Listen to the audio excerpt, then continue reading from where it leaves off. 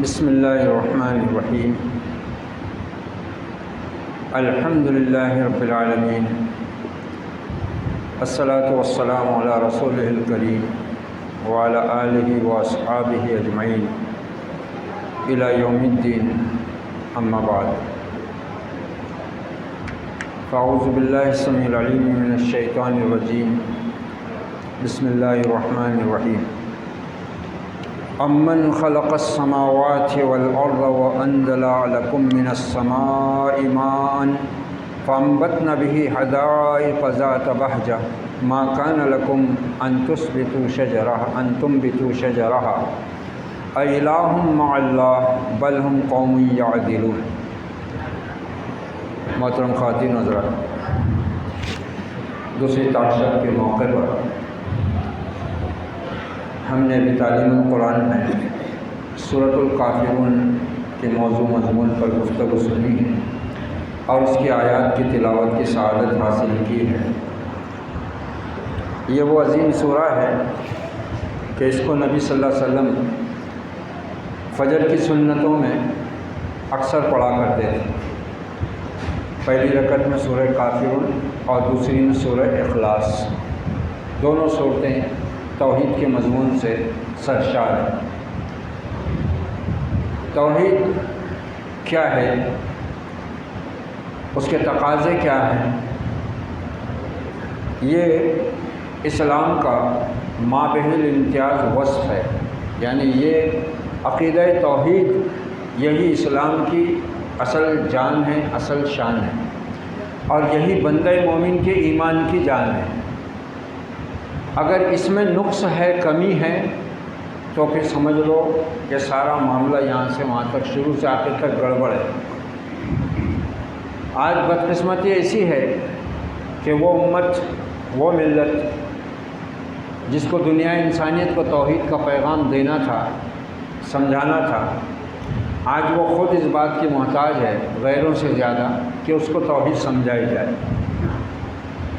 اور یہ اس وجہ سے ہوا کہ ہم پیدا تو ہو گئے مسلمان گھرانے میں، مگر ہم نے مرتے دم تک اسلام کو اللہ کی کتاب سے اور اس کے نبی کی شریعت سے سمجھنے کی کوشش ہی نہیں کی۔ بس مسلمان ہو گئے آلریڈی، اس کے بعد بس چند عبادتیں اور چند مسائل، اور وہ بھی اختلافی، اس میں ہماری زندگی ختم ہو جا رہی ہے۔ ادھر سوچنے کی، ادھر پلٹنے کی، اللہ کی کتاب کی طرف رجوع کرنے کی ہم کو توفیق ہی نہیں مل پاتی کہ بھی آخر ہم مسلمان ہیں اور ہمارا دین دوسرے ادیان کے مقابل برحق ہے، تو اس کی کچھ وجہ ہونی چاہیے۔ اور جب تک انسان کو خود اپنے حق کے بارے میں اطمینان نہ ہو، وہ اس پر جنگ کیسے سکتا ہے؟ صحابہ کرام کو اصل میں پہلے صحابہ کے زمانے میں کیا تھا کہ پہلی ترجیح جو دی جاتی تھی وہ ایمان کو، پھر اسلام۔ ہمارے پاس پہلے اسلام آ گیا، ایمان کی ہم نے کوشش ہی نہیں کی، بس وہ اسلام کے چند احکامات ہی کے اندر ہم پوری زندگی گزار دیتے ہیں، اسی میں فتوی بازیاں، اسی میں اختلاف، اسی میں جھگڑے، اسی میں مسجدیں الگ الگ، فرقے الگ الگ، جماعتیں الگ الگ، مسلک الگ الگ، یہی سب ہو کر رہ گیا۔ جبکہ اللہ تعالیٰ نے ایسی کتاب ہدایت ہم کو دی، اس کی وجہ سے تو یہ مہینے کے روزے ہم پر فرض ہوئے، اس کی وجہ سے ہم کو یہ طاق شب کی فضیلت حاصل ہوئی۔ اسی کتاب سے ہمارا تعلق جو ہے وہ ناگفتہ حالت میں ہے، انتہائی غفلت کی حالت میں، اور غافلوں کو ہدایت نہیں ملتی۔ اللہ نے حکم دیا ہے کہ غافلوں کے ساتھ مت ہو، ورنہ تم کو بھی ان کی بیماری لگ جائے، اور ہمارا حال وہی ہوا۔ اب ہوتا کیا ہے، کوئی جماعت آ گئی، کوئی عالم آ گیا، کوئی مولوی مل گیا، اس کی بات سنیں، اس سے متاثر ہو گئے، بس کافی سمجھتے ہیں اس کو۔ اب اس کے لیے ہی جھگڑیں گے، یا تو جماعت کے لیے جھگڑیں گے یا اپنے عالم کے لیے جھگڑیں گے۔ اسلام کے لیے ہم کچھ نہیں کرتے، اب کریں گے بھی تو کہاں سے، وہ معلوم ہی نہیں ہوا نا ہم کو۔ وہ ہم نے معلوم کرنے کی کوشش ہی نہیں کی ہے۔ اور ہمارا مقصد وجود ہے ہی ہے کہ کنتم خیر امۃ اخرجت للناس تأمرون بالمعروف وتنہون عن المنکر وتؤمنون باللہ۔ تم بہترین امت اسی لیے ہو کہ تم اللہ پر ایمان رکھتے ہو، نیکیوں کا حکم کرتے ہو، برائیوں سے روکتے ہو۔ اب نیکی کا حکم کون کرے گا؟ جس کو یہ معلوم ہونا کہ نیکی کیا ہے۔ اللہ نے اپنے نبی کو کیا کہا؟ اے پیغمبر، ہماری وحی آنے سے پہلے اور تم کو نبی بنانے سے پہلے تم جانتے نہیں تھے کہ کتاب کیا ہوتی ہے، ایمان کیا ہوتا ہے۔ آپ نے کب لوگوں کو بتایا؟ آپ تو لکھنا پڑھنا جانتے نہیں تھے، آپ تو نبی امی ہیں، مگر آپ نے تو ایمان اور عقیدے اور توحید اور شرک کی وہ باتیں دنیا انسانیت کو بتائی ہیں کہ کوئی دنیا کا ذہین انسان نہیں، ساری دنیا کے ذہین ترین انسان مل کر بھی ہدایت کا وہ سامان فراہم نہیں کر سکتے تھے، نہ کل نہ آج نہ قیامت تک، جو اللہ نے وحی کے علم کے ذریعے اپنے نبی کے ذریعے اور اپنے آخری نبی کے ذریعے مکمل دنیا انسانیت کو نظام دیا ہے کہ اللہ کون ہے، اس کی صفات کیا ہیں، اس کو ایک کیوں ماننا ہے، اس نے تم پر یہ عبادتیں فرض کیوں کی ہیں، وہ تمہارے لیے اسلام ہی کو کیوں پسند کرتا ہے، وہ رضیت لکم الاسلام دینا کیوں کہا، اور یہی نہیں کہا، یہ بھی کہا کہ ان الدین عند اللہ الاسلام، اللہ کے نزدیک تو دین اگر کوئی ہے، قانون زندگی گزارنے کا طریقہ، وہ صرف اسلام ہے۔ اور یہی نہیں، یہ فیصلہ بھی سنا دیا وَمَن يَبْتَغِي غَيْرَ الْإِسْلَامِ دِينًا فَلَن يُقْبَلَ مِنْهُ وَهُوَ فِي الْآخِرَةِ مِنَ الْخَاسِرِينَ۔ اگر اللہ کے پسندیدہ اس دین اسلام سے ہٹ کر کوئی اور راستہ اختیار کرے گا، چاہے وہ اس کی نظر میں، دنیا والوں کی نظر میں کتنا ہی اچھا کیوں نہ ہو، اللہ کے ہاں قابل قبول نہیں، وہ ہرگز قبول نہیں ہوگا، اور ایسا آدمی اور ایسی قوم اور ایسے لوگ خسارہ پانے والوں میں ہی ہوں گے۔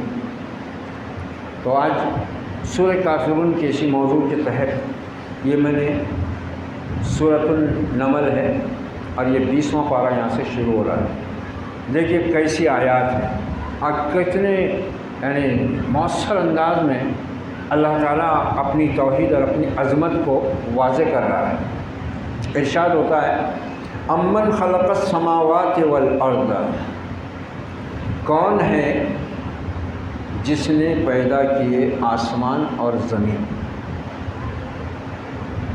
یہاں سے غور و فکر کی دعوت دی جا رہی ہے، اللہ ہی کیوں، اس کو ایک کیوں ماننا ہے، اور اس کی ذات میں، اس کی صفات میں کوئی شریک کیوں نہیں ہو سکتا۔ ایسا زبردست انداز ہے۔ امن خلق السماوات والارض، کون ہے وہ جس نے پیدا کیے آسمان اور زمین، وَأَنزَلَ لَكُم مِّنَ السَّمَاءِ مَاءً، اور اتارا تمہارے لیے آسمان سے پانی، فَأَنبَتْنَا بِهِ حَدَائِقَ ذَاتَ بَهْجَةٍ، اور پھر اس کے ذریعے سے خوشنما باغ اگائے، مَا كَانَ لَكُمْ أَن تُنبِتُوا شَجَرَهَا، تمہارے بس میں یا کسی کے بس میں نہ تھا کہ تم اس سے درخت اگا لیتے، کسی کے بس میں نہیں تھا، یہ اس کا کام ہے۔ اَإِلَٰهٌ مَّعَ اللَّهِ، تو کیا اللہ کے ساتھ کوئی اور معبود ہے؟ یہ کرنے میں کسی کا ہاتھ ہے؟ آسمانوں کی تخلیق میں، زمین کے پیدا کرنے میں، آسمان سے پانی برسانے میں، زمین سے خوشنما باغ اور درخت اور پودے اور پھل اور پھول اور پیڑ پودے اگانے میں کوئی شریک ہے کیا؟ اِلَٰهٌ مَّعَ اللَّهِ، سوال کر رہا ہے اللہ تعالیٰ، عقل کو جگا رہا ہے انسان کی، وہ عقل جو دی گئی ہے نا سوچنے سمجھنے کے لیے، جس کے بارے میں اللہ تعالیٰ قیامت کے دن پوچھے گا أَلَمْ أَعْهَدْ إِلَيْكُمْ يَا بَنِي آدَمَ أَلَّا تَعْبُدُوا الشَّيْطَانَ إِنَّهُ لَكُمْ عَدُوٌّ مُّبِينٌ وَأَنِ اعْبُدُونِي هَٰذَا صِرَاطٌ مُّسْتَقِيمٌ وَلَقَدْ أَضَلَّ مِنكُمْ جِبِلًّا كَثِيرًا أَفَلَمْ تَكُونُوا تَعْقِلُونَ۔ اے آدم کے بیٹو، کیا میں نے تم سے عہد نہیں لیا تھا کہ شیطان کی بندگی مت کرنا؟ دنیا میں کوئی شیطان کی بندگی کرتا ہے کیا؟ کوئی انسان بھی اس کو نہیں مانے گا، ہم شیطان کی بندگی کیوں کریں؟ حالانکہ کئی شیاطین کی بندگی میں رات دن لگے ہوئے ہیں، کئی شیاطین کی بندگی، ایک شیطان نہیں، کئی شیطانوں کی بندگی میں لگا ہوا ہے انسان، اور اس کو محسوس بھی نہیں ہو رہا، احساس بھی نہیں ہو رہا۔ الم اعہد الیکم یا بنی آدم اللہ تعبدوا الشیطان انہ لکم عدو مبین، تمہارا کھلا دشمن ہے وہ، اس کی پیروی کرو گے نا جہنم میں لے جا کر ہی آخر ساتھ چھوڑے گا وہ اعبدونی، ہاں میری بندگی کرو، یہی سیدھا راستہ ہے تمہارے لیے۔ یہ سب ہونے کے باوجود بھی کیا ہوا؟ کل قیامت میں بھی بات ہو رہی ہے، لقد اضل منکم جبلا کثیرا، تم میں سے بہتوں کو اس نے بالآخر بھٹکا کر چھوڑا۔ افلم تکونوا تعقلون، تم سمجھتے نہیں تھے کیا؟ عقل دی گئی تھی نا، عقل سے فعل بنائے تعقلون، تم عقل رکھتے تھے، تم سمجھ رکھتے تھے، سمجھ رکھتے ہوئے تم کیسے اس کے جھانسے میں آ گئے؟ بار بار اللہ نے آگاہ کیا، فلا یغرنکم باللہ الغرور، دیکھو وہ بڑا دھوکے باز اللہ کے بارے میں تمہیں دھوکہ نہ دینے پائے۔ یا ایھا الانسان ما غرک بربک الکریم، اے انسان اپنے رب کریم کے بارے میں کس نے دھوکہ دیا ہے تجھے؟ کس نے دھوکہ دیا ہے؟ الہ مع اللہ، کیا اللہ کے ساتھ بھی اور کوئی معبود ہے؟ بل ہم قوم یعدلون، بلکہ یہ جو تمہارا معاملہ ہے، یہ جو تمہاری روش ہے، یہ راہ راست سے ہٹی ہوئی ہے، حد سے تجاوز کر چکے ہو تم، راہ سے بھٹک گئے ہو تم، انصاف سے ہٹ گئے ہو تم۔ اور امن جعل الارض قرارا وجعل خلالها انہارا وجعل لها رواسیا وجعل بین البحرین حاجزا، وہ کون ہے جس نے زمین کو تمہارے لیے جائے قرار بنایا؟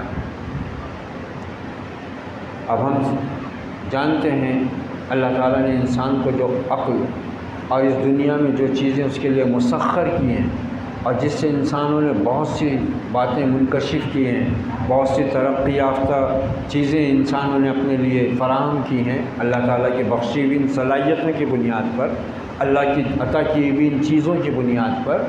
تو ہم جانتے ہیں کہ یہ زمین گول ہے، 3 حصے پانی ہے، 1 حصہ زمین ہے، اور اس کے ساتھ پھر اوپر سے گھوم رہی ہے۔ گھومتی ہوئی چیز پر ٹک سکتا آدمی؟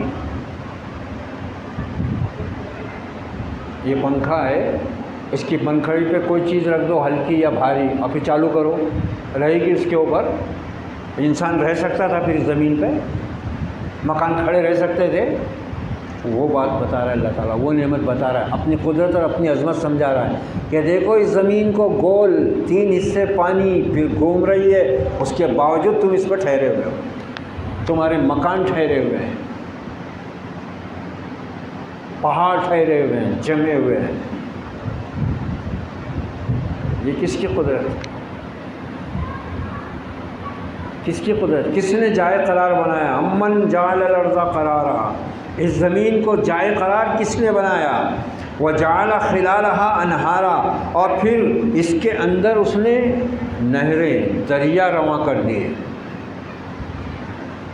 ایک تو 3 حصے پانی، 1 حصہ زمین، وہ زمین بھی ایک حصہ ایک جگہ نہیں ہے، الگ الگ ٹکڑے ہیں، بر اعظم ایشیا، بر اعظم افریقہ، بر اعظم امریکہ، بر اعظم یورپ، یہ سب الگ الگ ہیں، پھر جزیرے ہیں کہیں کہیں، یہ سب ملا کے زمین کے ایک حصے میں آتے ہیں، اور 3 حصے پانی کے بنتے ہیں۔ ایک حصہ زمین بھی ایک جگہ نہیں ہے، سمندروں میں بٹی ہوئی ہے، یہ سمندر اس کے بیچ میں، وہ سمندر اس کے بیچ میں، ادھر سے بحر ہند ہے، ادھر سے بحر الکاہل ہے، ادھر سے بحر اوقیانوس ہے، یہ سب الگ الگ بٹے۔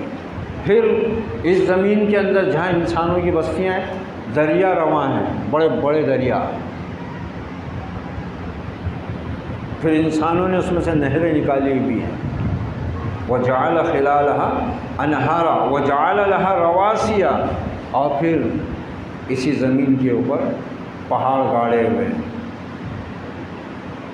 والجبال اوتادا، پہاڑوں کو میخوں کی طرح گاڑ دیا ہوا ہے۔ دوسری جگہ اللہ نے ارشاد فرمایا یہ اس لیے تاکہ یہ زمین تم کو لے کر لڑک نہ جائے، یہ پہاڑ اس کے بیلنس کو برقرار رکھے۔ کس کا ہاتھ ہے یہ؟ کس کی قدرت ہے یہ؟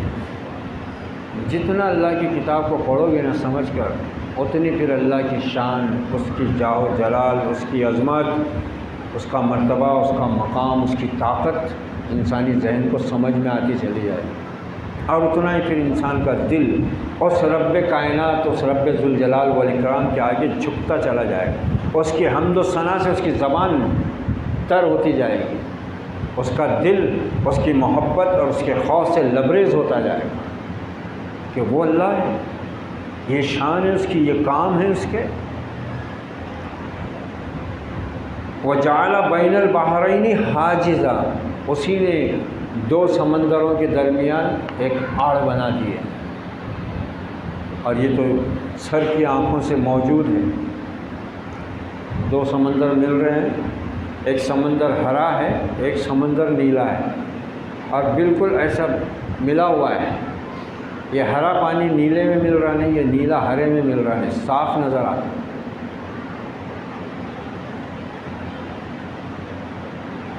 موبائل پہ بھی دیکھ سکتے ہیں، گوگل پہ سرچ کریں، صاف بالکل، کیا عجیب قدرت ہے اس کی۔ پانی دو الگ الگ رنگ کا پانی ایسا ملا ہوا ہے، مگر یہ پانی اس میں نہیں مل رہا، یہ پانی اس میں نہیں مل رہا۔ مرج البحرین یلتقیان بینہما برزخ لا یبغیان فبأی آلاء ربکما تکذبان، اسی نے دو دریا رواں کیے، دو سمندر دریا رواں کیے، دونوں میں ایک آڑ ہے جس سے تجاوز نہیں کرتے، نہ یہ اس میں ملتا ہے نہ وہ اس میں ملتا ہے۔ تو اے گروہ جن و انس، تم اپنے پروردگار کی کن کن کمالات کو جھٹلاؤ گے؟ الہ مع اللہ، کیا ہے کوئی اللہ کے ساتھ الہ؟ تکرار کیسی ہو رہی، دیکھو سوال کیسا بار بار آ رہا ہے، کیسا انداز ہے۔ الہ مع اللہ، ان کاموں میں ہے کوئی اللہ کے ساتھ دوسرا معبود؟ بل اکثرهم لا یعلمون، مگر ان میں اکثر تو جاہل ہی ہیں۔ یہ جہالت تو آدمی کے لیے گمراہی کا سب سے بڑا سبب ہے۔ بل اکثرهم لا یعلمون، بلکہ ان میں کے اکثر لوگ تو جانتے ہی نہیں، جاہل ہیں۔ امن یجیب المضطر، یہ دیکھو بات، امن یجیب المضطر اذا دعاہ ویکشف السوء ویجعلکم خلفاء الارض، کون ہے جو بے قرار کی، مجبور کی، مضطر کی، پریشان حال کی دعا سنتا ہے؟ الحمدللہ کل جس نوجوان کے لیے دعائیں ہوئیں، کثرت سے دعائیں ہوئیں، لوگوں نے افطار کے وقت بھی دعائیں مانگی، سحر میں بھی دعائیں مانگی، اللہ نے دعا کا کرشمہ دکھا دیا۔ اس نوجوان کا خون رکنے میں نہیں آتا تھا، اور جگہ جگہ اس کا خون جم چکا تھا، ڈاکٹر پریشان تھے، دواؤں سے انجیکشنوں سے کوئی فائدہ نہیں ہو رہا تھا، لیکن رات کے 12 کے بعد وہ خون بھی رک گیا، وہ جمع ہوا خون خود بخود پگھلنے بھی لگ گیا، طبیعت میں سدھار آ گیا۔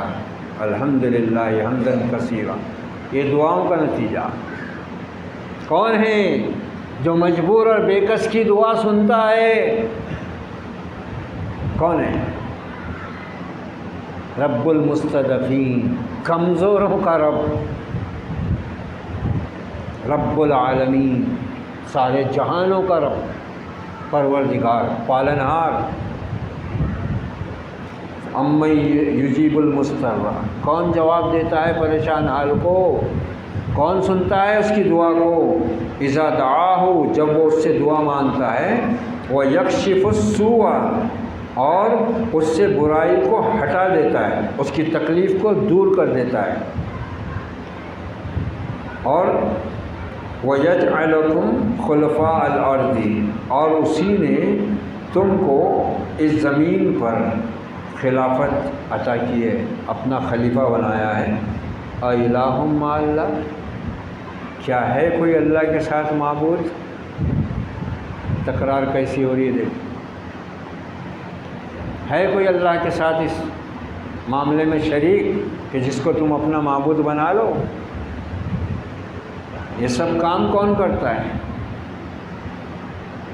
کس کے ہیں یہ کام، کس کے ہیں یہ کمالات، کس کی ہے یہ قدرت، کس کے ہاتھ ہیں ان کاموں کو انجام دینے والے؟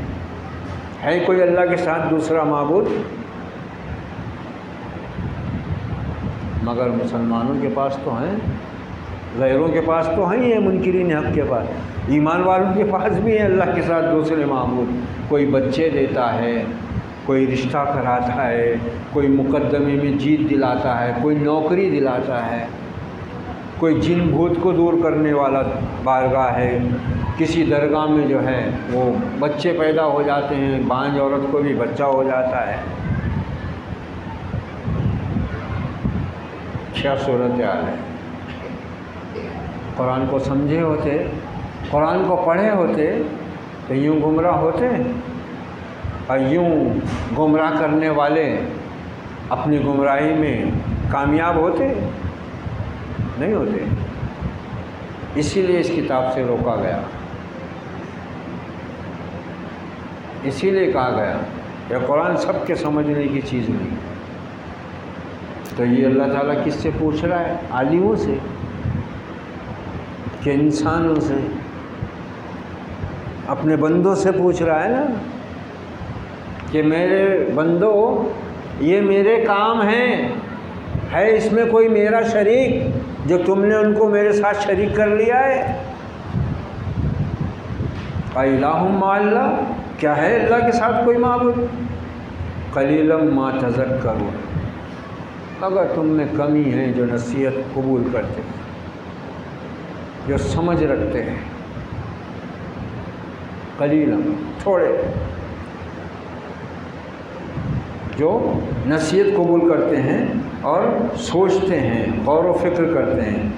امن یہدیکم فی ظلمات البر والبحر ومن یرسل الریاح بشرا بین یدی رحمتی، وہ کون ہے جو خشکی اور سمندر کی تاریکیوں میں، امن یہدیکم فی ظلمات البر والبحر، بر مانے خشکی، بحر مانے تری سمندر، کون ہے جو تمہاری رہنمائی کرتا ہے خشکی اور تری کے اندھیروں میں، وَمَن يُرْسِلُ الرِّيَاحَ بُشْرًا بَيْنَ يَدَيْ رَحْمَتِهِ، اور وہ کون ہے جو اپنی رحمت کے آگے ہواؤں کو بھیجتا ہے خوشخبری لے کر، یعنی بارش ہونے سے پہلے ہوائیں چلتی ہیں جو اپنے کاندھوں پر بادلوں کو اڑا کر لے کر آتی ہیں، اور ان کو دیکھ کر انسان کا جی خوش ہونے لگتا ہے کہ اب بارش ہونے والی ہے، گرمی سے راحت ملنے والی ہے۔ کسان خوش ہوتا ہے کہ اب میرے کھیت میں جان پڑنے والی ہے، اب اللہ کی رحمت برسنے والی ہے، یہ ہوائیں خوشخبری لے کر آتی ہیں، اور اس کے ہاتھ اتنے مضبوط اور طاقتور ہیں کہ جس بارش اور جس ہوا کو وہ خوشخبری بنا کر بھیجتا نا، اسی ہوا اور اسی بارش کو اس نے معذب قوموں کے لیے اپنا عذاب بھی بنا دیا۔ یہ شان ہے اس کی، ایک ہی چیز سے دو کام، یہی ہوا قوم عاد کے لیے عذاب بن گئی، یہی پانی، یہ بدلی قوم نوح کے لیے عذاب الہی کا پیش خیمہ ثابت ہوئی۔ اب یہاں اللہ تعالیٰ پوچھ رہا ہے، دیکھو سمندروں اور زمین کے اندھیریوں میں، تاریکیوں میں کون تمہاری رہنمائی کرتا ہے، اور کون ہے جو اپنی رحمت برسانے سے پہلے ہواؤں کو خوشخبری دے کر بھیجتا ہے۔ الہ مع اللہ، کیا اللہ کے ساتھ ہے کوئی معبود؟ کیسی تکرار ہے، دیکھو سوال کیسا آ رہا ہے، الہ مع اللہ، کیا ہے اللہ کے ساتھ کوئی معبود؟ تعالی اللہ عما یشرکون، بہت بلند و بالا ہے اللہ اس شرک سے جو یہ کر رہے ہیں، ان کو سمجھ ہی نہیں ہے، ان کو سمجھ ہی نہیں ہے کہ یہ کس معبود کے ساتھ، کس رب کے ساتھ، کس اللہ کے ساتھ یہ شرک کر رہے ہیں، اور کتنا گھناؤنا جرم کر رہے ہیں، کیسی نمک حرامی اور کیسی احسان فراموشی کا یہ درس پڑھ رہے ہیں۔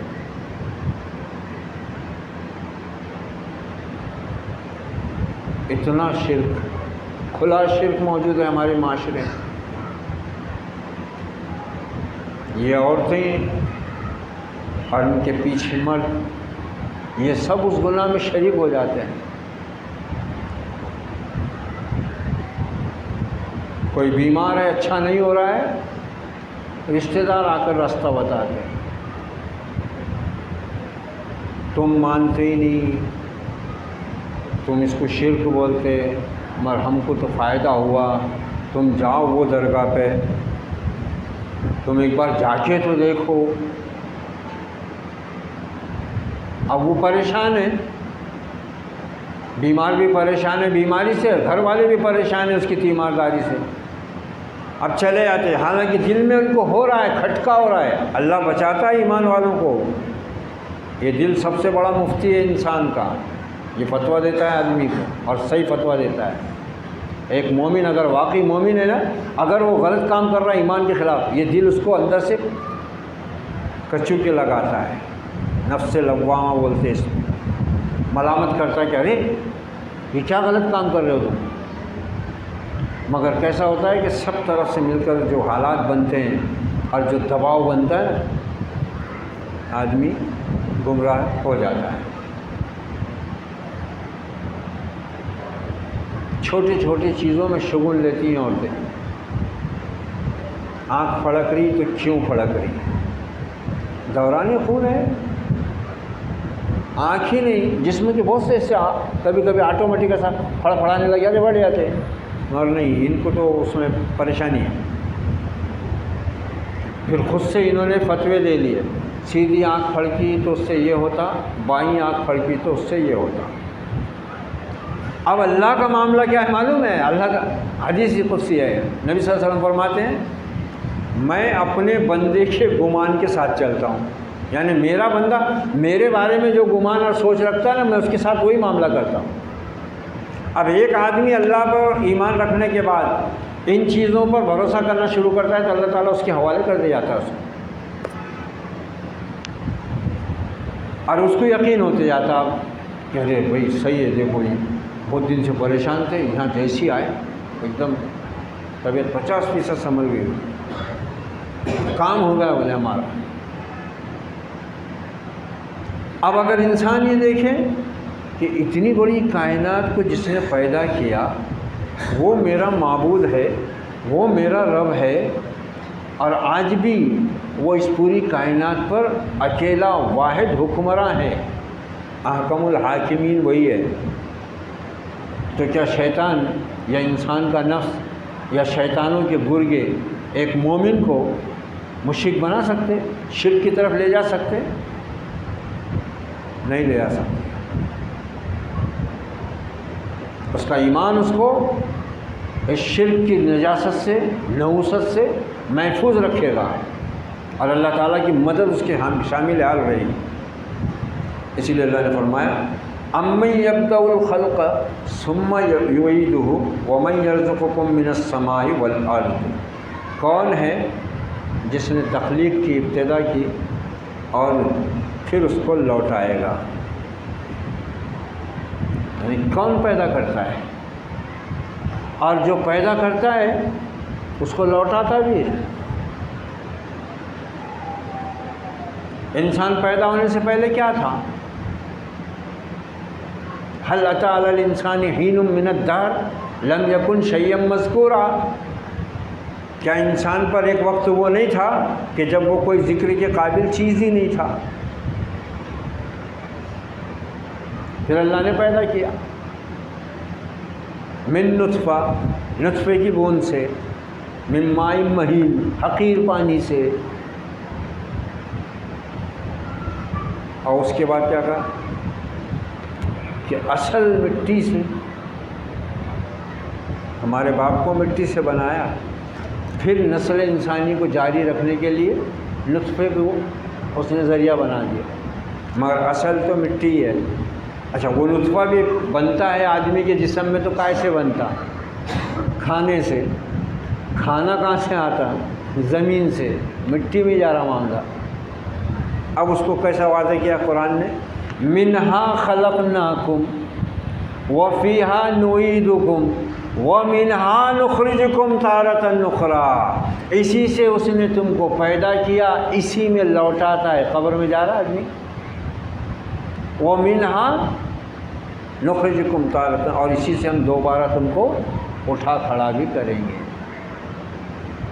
امن یبدأ الخلق ثم یعیدہ، کون ہے جو تخلیق کی ابتدا کرتا ہے اور پھر اس کو لوٹاتا ہے؟ ومن یرزقکم من السماء والارض، اور کون ہے جو تم کو رزق دیتا ہے آسمان اور زمین میں؟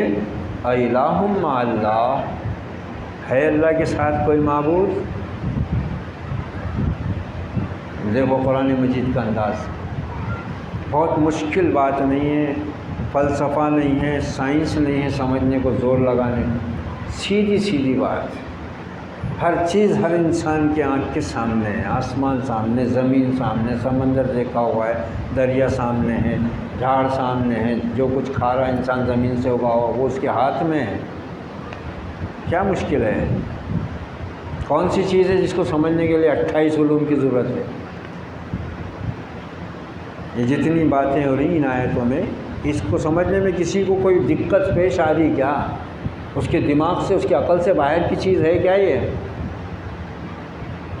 واضح آیت ہے، ایک دم صاف، چاہے کوئی الف لکھنا اور پڑھنا نہ جانتا ہو وہ بھی پوری طرح اس کو سمجھ سکتا ہے۔ الہ مع اللہ، ہے کوئی اللہ کے ساتھ معبود؟ قل ہاتوا برہانکم ان کنتم صادقین، اے پیغمبر صلی اللہ علیہ وسلم کہو ان سے اگر سچے ہو نا تم۔ اب یہ کیا کرتے تھے کفار مکہ؟ کیا بولتے تھے اس دعوت کے جواب میں؟ ما یعبدون، ہم ان کی عبادت نہیں کر رہے، تم جیسا بول رہے ہم کو کہ ہم یہ بتوں کو کیوں پوج رہے؟ 360 بت رکھے ہوئے تھے نا کعبے میں، تو ہم ان کی عبادت نہیں کرتے۔ الا لیقربونا الی اللہ زلفیٰ، ہم تو ان کو اس لیے خوش کر رہے ہیں کہ ان کی ہم بندگی کریں گے، ان پہ چڑھاوے چڑھائیں گے، ان کی نیاز کریں گے، یہ خوش ہو جائیں گے۔ اب یہ خوش ہو جائیں گے تو یہ اللہ کے چہیتے ہیں، تو اللہ کو ہمارے بارے میں خوش کر لیں گے۔ یہی دلیل، یہی فتویٰ تو آج وہ گمراہ مسلمان دیتے ہیں نا، جنہوں نے استعانت کے لیے بہت سے در کھولے ہوئے ہیں، کہ ہم ان سے تھوڑی مانگ رہے ہیں، ہم تو ان کو وسیلہ بنا رہے ہیں، ہم تو وسیلہ بنا رہے ہیں ان کو، ان سے نہیں مانگ رہے بولے ہم، تو ان کو وسیلہ بھی کیوں بنا رہے ہو؟ الہ مع اللہ، ہے کیا کوئی اللہ کے ساتھ دوسرا معبود؟ یہ سب اس کا ہے تو پھر اسی سے مانگو نا۔ کون ہے؟ امن یجیب المضطر، بے کس کی فریاد کون سنتا ہے؟ اور یہ حقیقت بھی اتنی اٹل ہے، اللہ تعالیٰ اس کے کرشمے دکھاتا رہتا ہے۔ حضرت اکرمہ کون ہے؟ ابو جہل کے بیٹے۔ ابو جہل کون ہے؟ اس امت کا فرعون بتایا آپ نے، بدر کی جنگ کا یہی ذمہ دار ہے، باقی دوسرے سرداران اس جنگ کو ٹالنے کی کوشش کر رہے تھے اور اس کو سمجھا رہے تھے کہ ہم قافلے کی حفاظت کے واسطے آئے تھے، ہمارا قافلہ پہنچ گیا محفوظ مکہ، اب اپنے ہی بھائیوں سے جنگ کر کے کیا کرنا ہے، چلو چلتے۔ کہا نہیں، جنگ تو ہوگی، اور وہ بھی ایسی کہ سر دھڑ سے اور ہاتھ تن سے جدا ہوں گے۔ ہو گئے، اللہ نے مزہ چکھا دیا۔ 313 بے بس کمزور ناتوانوں کو اپنی مدد پہنچائی، اور 1000 کے مضبوط توانا لاؤ لشکر کو اتنی بری طریقے سے ذلت سے دوچار کیا کہ دنیا میں مثال نہیں ملتی، نہ پہلے نہ بعد میں۔ اس دشمن دین، دشمن خدا، دشمن رسول کا بیٹا اکرم رضی اللہ عنہ، مکہ فتح ہوا، کچھ بدترین مشرکین کو نبی صلی اللہ علیہ وسلم نے حکم دیا کہ یہ کعبے کے پردے کے اندر بھی ملے تو ان کو وہیں مار ڈالو، قتل کر دو، اور باقی عام معافی کا اعلان ہو گیا۔ اب کچھ مشرکین وہاں سے بھاگ گئے، ان میں حضرت اکرمہ بھی تھے۔ یہ جدہ پہنچے، جس کو پہلے شعیبیہ کہا جاتا تھا۔ جدہ پہنچے اور ایک کشتی میں سوار ہو گئے۔ وہ کشتی جب آگے بڑھی، اچانک سمندر میں طغیانی آئی اور کشتی نے ڈولنا شروع کیا۔ اب لوگوں نے چیخ پکار شروع کی، اب چلا رہے ہیں، کوئی کسی کو پکار رہا ہے، کوئی کسی کو پکار رہا ہے، کوئی اپنے کسی معبود کو پکار رہا ہے۔ ایک بوڑھا تھا، اس نے کہا لوگوں، یہ جن کو آج تم پکار رہے ہو یہاں کوئی کام آنے والا نہیں، اسی کو پکارو جس نے یہ زمین اور آسمان بنائے اور یہ سمندر پیدا کیا ہے۔ ایک دم پھر وہاں جھٹکا بیٹھا، کہا 23 برسوں سے محمد الرسول اللہ بھی تو ہم کو یہی کہتے آ رہے ہیں، ہم تو ان کو جھٹلاتے چلے آ رہے ہیں۔ ایسے خدا کس کام کے جو مصیبت میں کام نہ آئے، اور وہی خدا کام آئے جس کو ہم نے دوسروں کے ساتھ جس کو شریک ٹھہرا رکھا ہے۔ بس انہوں نے کہا کہ اے رب کعبہ، اگر میں اس طوفان سے بچ گیا، میں مدینہ جا کر تیرے نبی کے ہاتھ پر ایمان لے آؤں۔ طوفان تھما، یہ وہاں سے واپس ہوئے، مدینہ پہنچے، ایمان لائے اور حضرت اکرمہ رضی اللہ عنہ ہو گئے۔ یہ امن یجیب المضطر، کون بے کس کی پکار سنتا ہے۔ 1980 میں میکسیکو کے اندر اتنا بھیانک زلزلہ آیا، لوگ ناچ گانے میں مست تھے، سائنسداں اپنے لیبارٹریوں میں مگن تھے، ریسرچ میں مگن تھے، مالداری تھی، عیش و عشرت کدے بنے ہوئے تھے، کلب بنے ہوئے تھے، مرد عورتیں ننگے ہو کر ناچ رہے ہیں، شراب پی رہے ہیں، ڈانس دور چل رہا ہے، مستی میں ہیں، نشے میں ہیں۔ قدرت کا عذاب آیا، بھیانک زلزلہ۔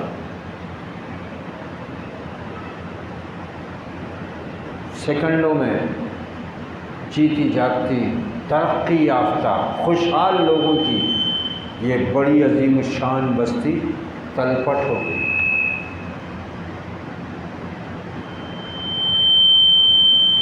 سورج بھی نہیں دیکھ پائے، کچھ بچ گئے سہمے ہوئے، ڈرے ہوئے۔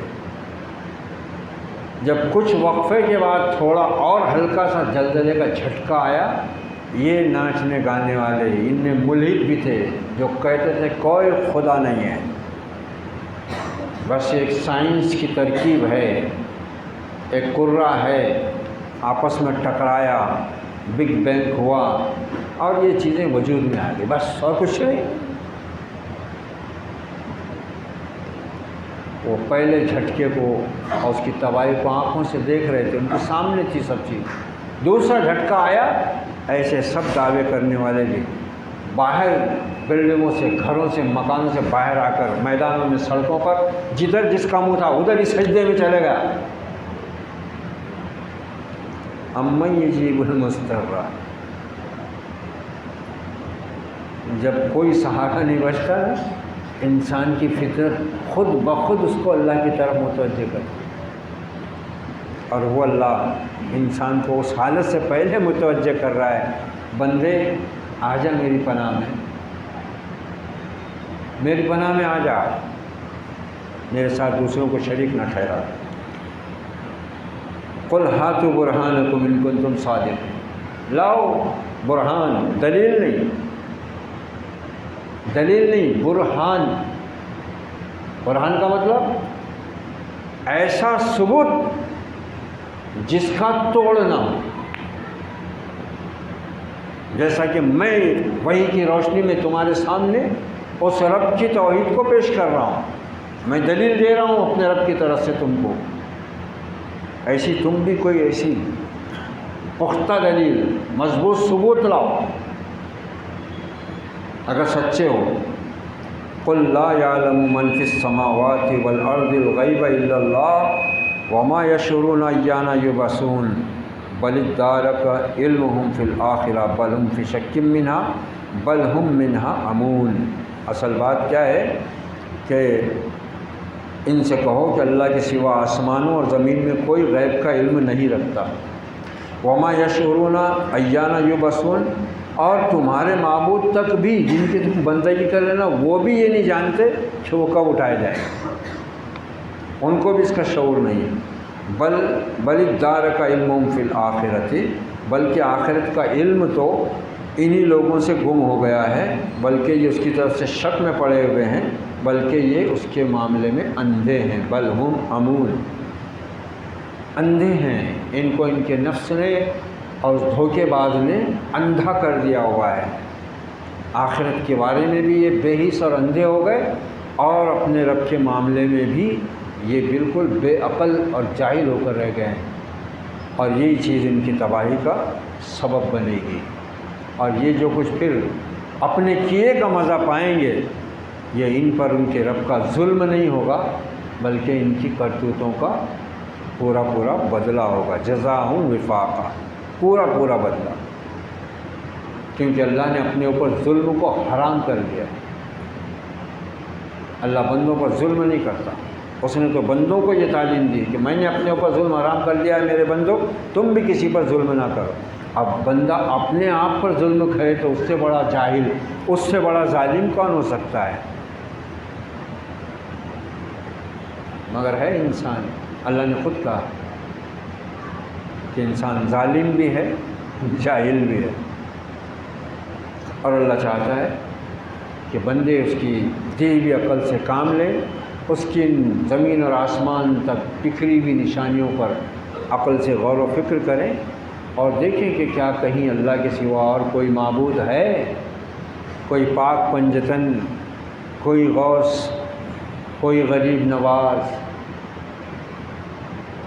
کچھ نہیں۔ ہر جگہ، ہر حکم، ہر معاملہ صرف اور صرف اس خدائے واحد سے وابستہ ہے، ہر چیز اسی کے اختیار میں۔